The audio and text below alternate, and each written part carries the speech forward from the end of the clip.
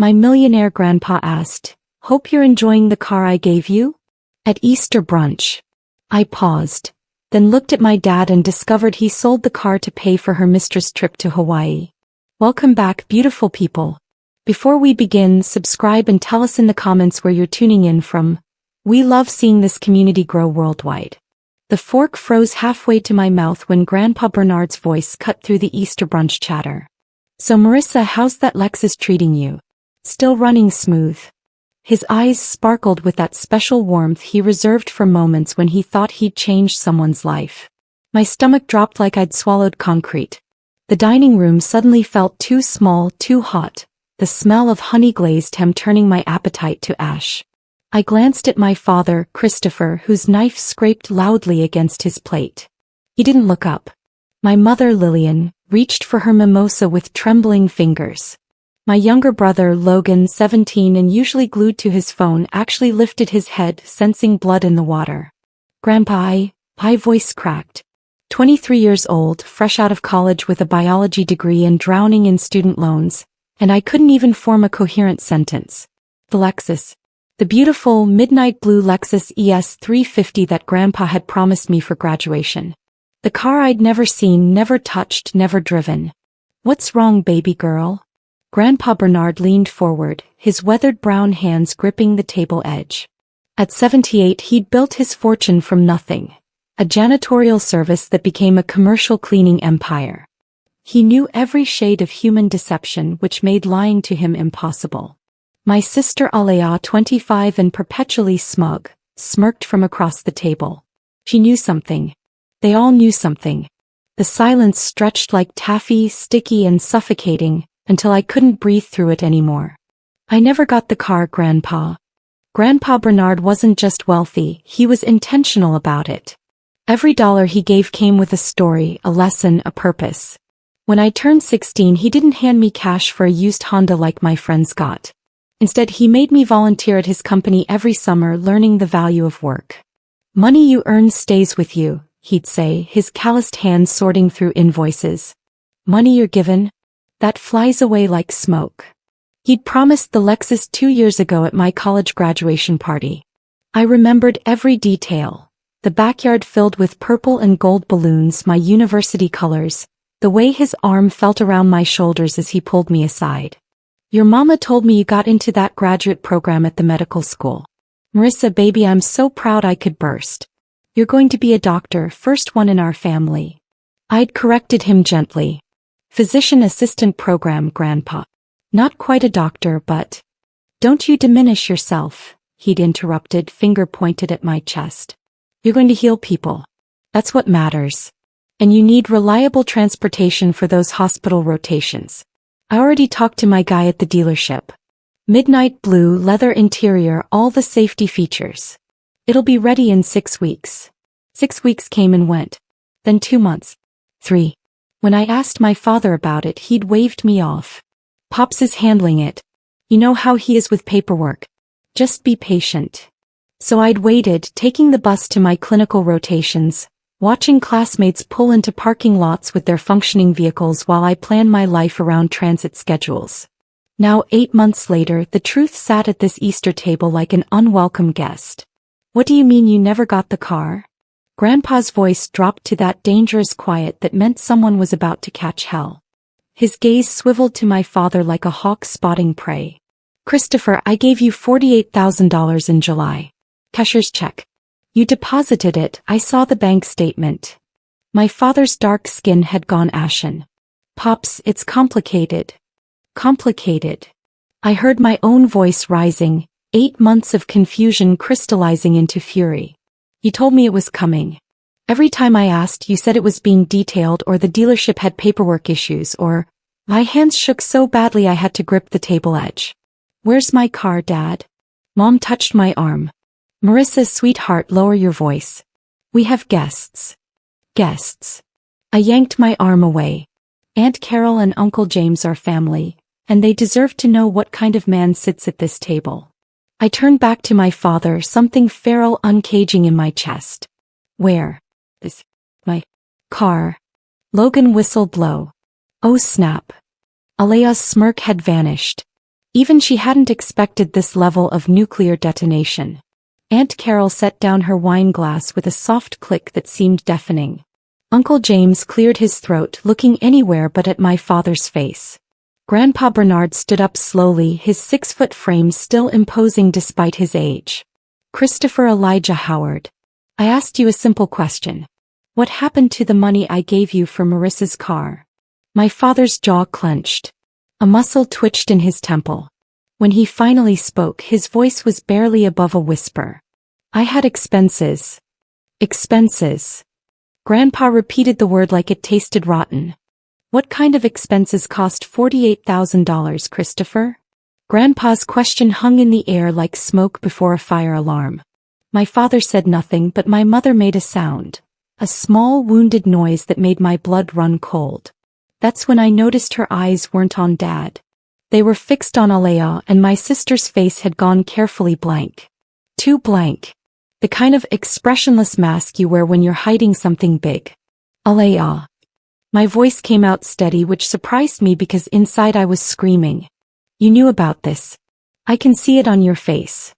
Stay out of this, Marissa, she snapped, but her eyes darted to Dad then away. No, baby sister, you're going to tell me right now what you know, or so help me. He took Angela to Hawaii. The words exploded from my mother like she'd been holding them underwater and they'd finally burst to the surface.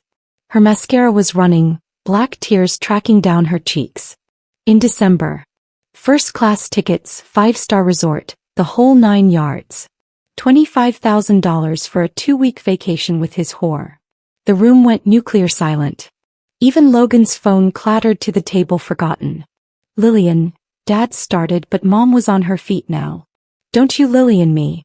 I've been quiet for 3 years while you paraded that woman around like I was too stupid to notice. But stealing from our daughter. Her voice broke. Stealing from your own child to impress your mistress? What kind of man does that? I couldn't breathe. Angela. The name rang familiar bells in my memory. Dad's work colleague, who'd started appearing at company functions 2 years ago. Pretty, 32, always too friendly with my father. You knew. I turned to Alea, everything clicking into horrible place. You knew he took her to Hawaii. You've known this whole time and you said nothing. My sister lifted her chin, defiant. It wasn't my place to. Your place. The laugh that came out of me sounded unhinged even to my own ears. I'm your sister, Aya. I've been riding the bus in the rain for 8 months. I missed a clinical rotation last month because 3 buses broke down and I couldn't get to the hospital on time. I almost got dropped from the program. My vision blurred with rage tears. And you knew why. Dad said he'd handle it, Aya muttered, but there was something else in her voice. Something guilty that went beyond just keeping quiet. Grandpa Bernard's eyes narrowed. Marie Howard, what else did you get from that money? The silence that followed was damning. Logan broke it with a bitter laugh. Oh, this is rich. Sis, you didn't. Dad needed help with some expenses, Alea said quickly, too quickly. He gave me $5,000 to cover my credit cards because I'd been helping him with certain situations. Helping him lie to Mom, you mean? Logan interjected, disgust dripping from every word. I heard you on the phone with him in January. You were giving him tips on how to hide charges from her. I stared at my sister like I'd never seen her before. He paid you. He paid you $5,000 of my money to help him cheat on Mom. It wasn't like that. Then what was it like, Alea? Grandpa's voice cracked like a whip. Explain to me how it wasn't exactly like that. She couldn't. None of them could. My father sat there, a 50-year-old man caught in a web of his own making. I want every detail. Grandpa Bernard pulled out his phone, fingers moving with surprising agility. Christopher, I'm calling my accountant right now. We're going to track every penny of that $48,000. Every single penny. Pops, please. Dad's composure was cracking, voice pitching higher. Can we discuss this privately? Privately. Grandpa's laugh was bitter. You stole from my granddaughter publicly enough. We'll air it publicly too. Marissa deserves to know exactly how her future got redistributed. Uncle James spoke up quietly. Bernard, I can pull some financial records if you need them. I still have access to. James, you stay out of this, Dad snapped, but there was panic in his eyes now. No, James, please help, I said, surprised by the steel in my own voice. I want to know everything. Mom had collapsed back into her chair, silent tears streaming. Aunt Carol moved beside her, arm around her shoulders. The sight of my mother, usually so composed, so dignified in her church suits and perfect makeup, now falling apart, it hardened something in me. Turned grief into something sharp and useful. Logan pulled out his laptop. I've been tracking some stuff too. Dad doesn't know I can see his credit card statements because I set up his online banking and he never changed the password. He typed rapidly. Hawaii flights and hotel. That's the $25K Mom mentioned. But there's more. A diamond bracelet from Tiffany's in August. $7,000. A weekend in Atlantic City in September. $4,000. Rent payments to an apartment complex on the east side. Rent payments. Mom's head snapped up. Christopher, did you rent that woman an apartment? The look on Dad's face was all the answer she needed. How long? My mother's voice had gone flat, emotionless, which was somehow worse than the crying. How long have you been paying for her apartment, Christopher? 2 years, Logan supplied, eyes still on his screen. $1,600 a month. That's $38,400 over 2 years. I did the math in my head, my biology degree actually useful for something besides identifying organs. So you've spent roughly $75,000 on her in 2 years. My car was just the latest withdrawal from the Angela Fund. Marissa, you don't understand, Dad tried, but I cut him off. No, you're right, I don't understand. Help me understand, Dad. Explain how you justified this. I leaned forward, mimicking his posture from 1,000 childhood lectures about responsibility and integrity. You taught me that character is what you do when nobody's watching. So what does it say about your character that you stole from your own daughter? I was going to replace it. When? The word came out sharp as a slap. When were you going to replace $48,000, Dad? You make good money, sure, but not casually replace a Lexus while funding your mistress's lifestyle, money. Grandpa Bernard set his phone down. My accountant's reviewing everything. But Christopher, I need to hear it from you. Why did you think this was acceptable? My father looked around the table, at his wife, his father, his children, his brother-in-law and sister-in-law, and found no allies. Even Alea was studying her plate like it held the secrets of the universe. I was in love, he finally said. Mom made a sound like she'd been gut-punched. But I just laughed, cold and empty. I remembered the day I'd called Dad crying. October, 3 months after graduation. I'd been offered a position at a prestigious hospital's physician assistant program, but I'd need reliable transportation for rotating shifts. Dad, I can't keep taking the bus. I missed an interview because of the schedule. Please, what's happening with the car? Can we at least look at something used? I've saved $3,000 from my work-study. He'd been annoyed. I could hear it in his voice. Marissa, I told you Pops is handling it. Stop being impatient. Good things come to those who wait. You sound entitled right now, and I didn't raise you to be entitled. He'd called me entitled for asking about a gift his father had already paid for. A gift he'd stolen and spent on another woman. The memory burned through me like acid. You remember that conversation, Dad? I asked quietly. Everyone's attention swiveled to me. October 15th. I called you crying because I'd missed a job interview. You told me I sounded entitled. You said you didn't raise me that way. His eyes dropped to the table. But you'd already spent the money by then, hadn't you? The Hawaii trip was in December, but you'd already moved $20,000 into other places. The bracelet. The apartment rent. You'd already decided that Angela's comfort mattered more than my future. My voice cracked. And instead of being honest, you made me feel guilty for asking. I'm sorry, Marissa. No, you're not sorry. You're caught. There's a difference. I turned to Grandpa Bernard. I don't want his apology. I want to know what happens now. Grandpa nodded slowly, his expression harder than I'd ever seen it. Christopher, you have 30 days to return that $48,000 to Marissa's account. 30 days. Pops, I don't have. Then you better figure it out. My mother stood up suddenly, her chair scraping loud against the hardwood. She'd been quiet too long processing, and now something had shifted in her face. The tears were gone, replaced by a cold clarity that made everyone nervous. Lillian, Dad started, but she held up one hand. 26 years, Christopher. I've been your wife for 26 years. I gave you 2 beautiful children.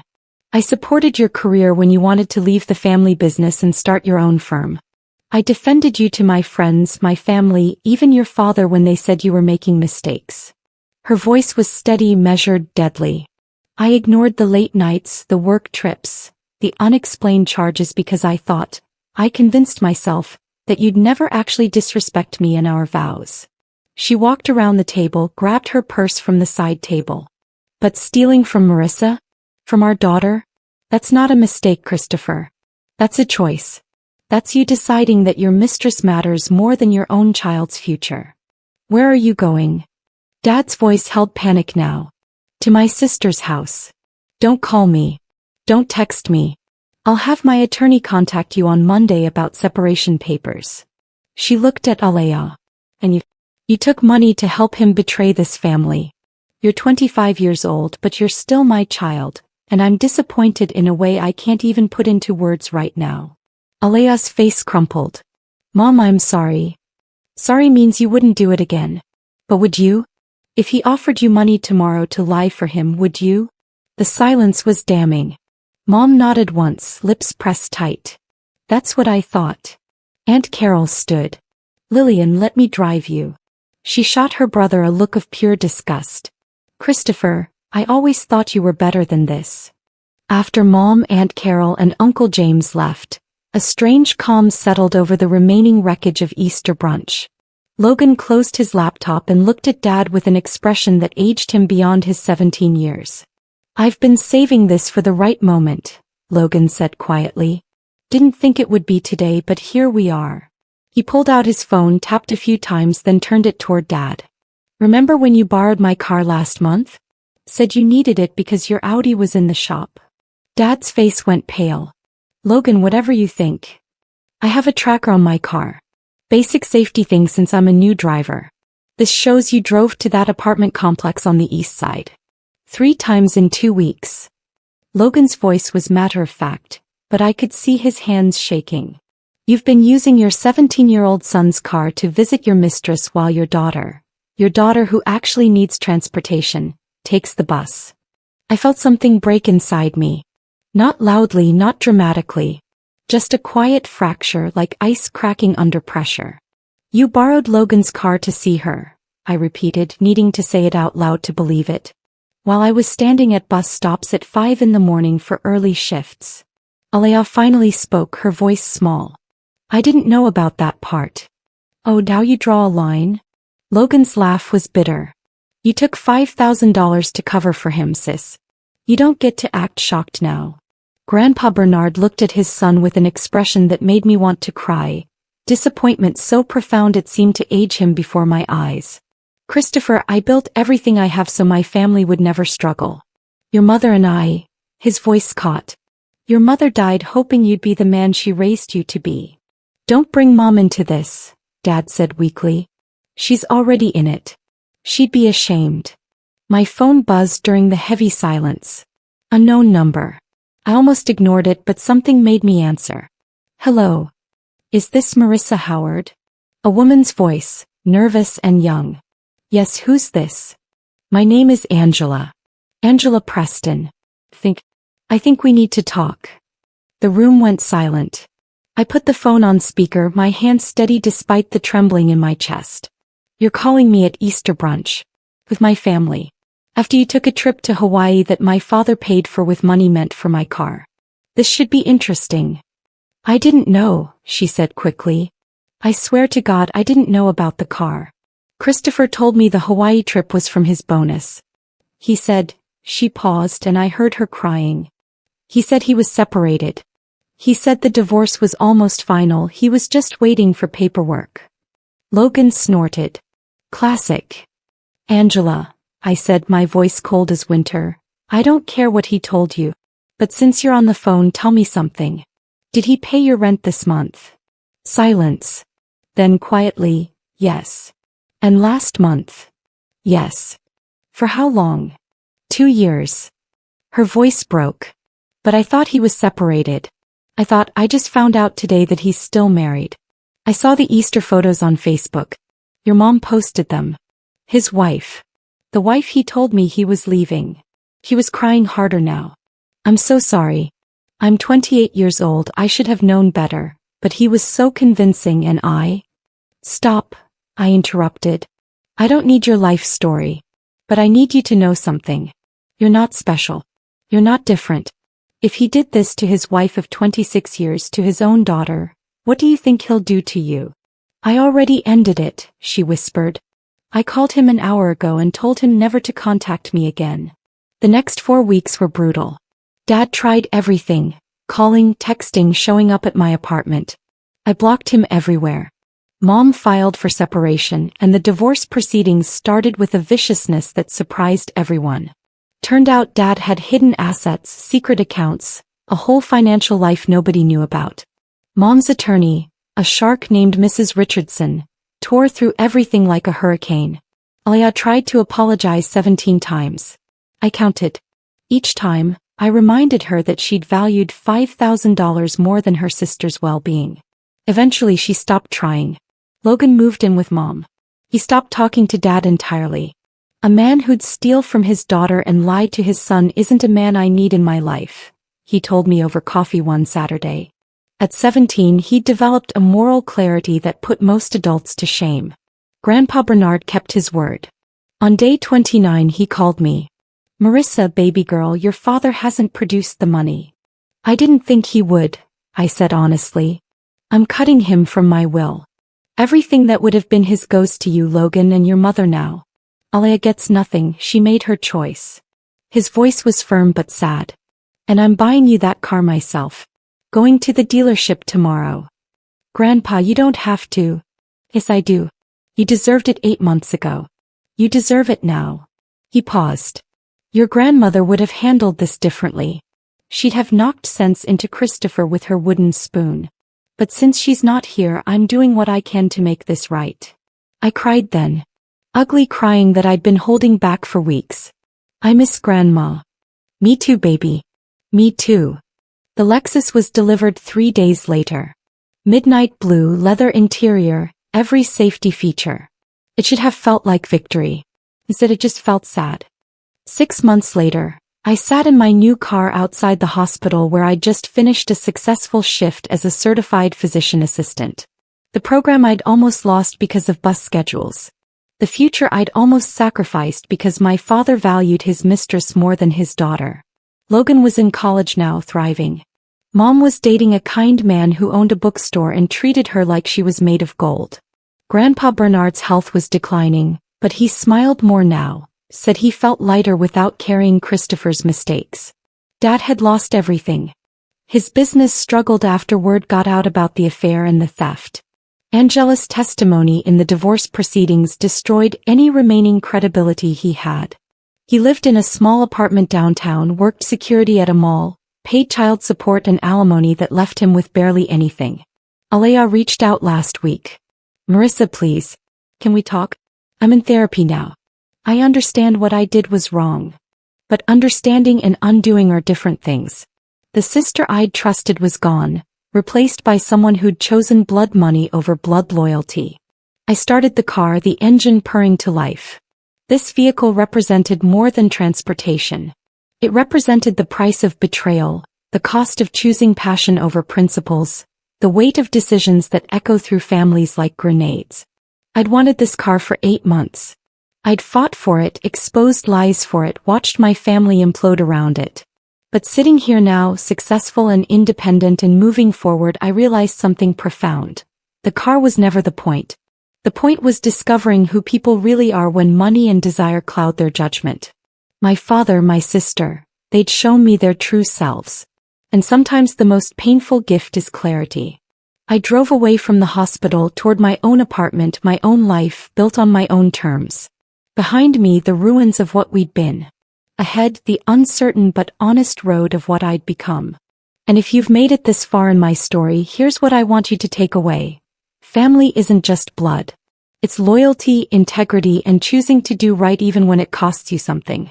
The people who truly love you will sacrifice for your dreams, not steal them to fund their own desires. My car runs perfectly, but the cost of obtaining it was a family I can never repair. Some prices are too high, even for a midnight blue Lexus. If this story resonated with you, please subscribe to the channel and hit that notification bell. Drop a comment below sharing your own experiences with family betrayal. Sometimes knowing we're not alone makes the healing possible. And if you know someone going through something similar, share this video with them. We're all just trying to navigate this complicated thing called family, one painful truth at a time.